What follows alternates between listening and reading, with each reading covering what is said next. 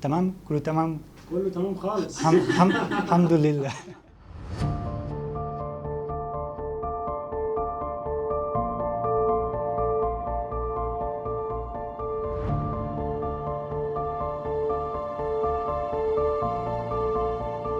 The International Committee of the Red Cross is a very old organization. So we have 160 years, and since that time, the work of the ICRC has always been to alleviate the suffering of people victims of armed conflict or other situations of violence. This work started by the initiative of one Swiss businessman, Henri Dunant, who really wanted to help victims of one war in Italy. And since this time, now the ICRC has been active in more than 100 countries around the world.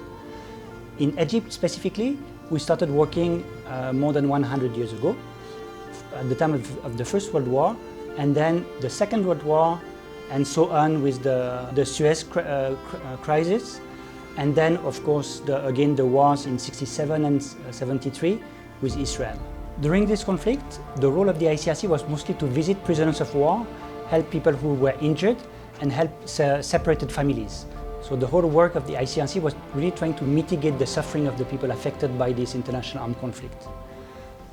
For example, during the Suez crisis, we had an office in Port Said, and the ICRC supported a lot of hospitals, as well as assisted the civilian population affected, 40,000 people affected by this crisis.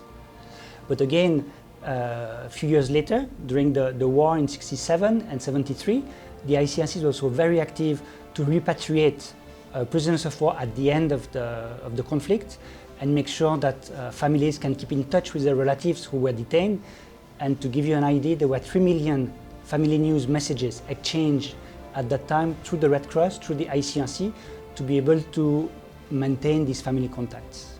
If we move fast forward about the work of the ICRC now in Egypt, because our work has really transformed because of the completely different situation that is now happening in Egypt. So basically right now our main activities are really concentrated around 4 pillars. So we have the first pillar about the promotion of international humanitarian law. So the law of armed conflict, and we promote this body of law with the Ministry of Defense and the Ministry of Interior. So concretely we train the Egyptian armed forces and the police forces to respect the international humanitarian law, so that whenever a situation of violence happens, they know exactly what kind of law would apply. So that's one of the core pillars.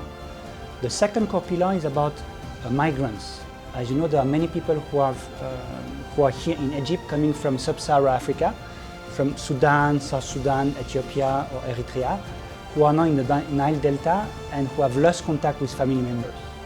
So another very important body of activities we have is to help these migrants to find their relatives either in their country of origin or relatives they would have in other countries. You know that when people move, sometimes they lose contact with each other.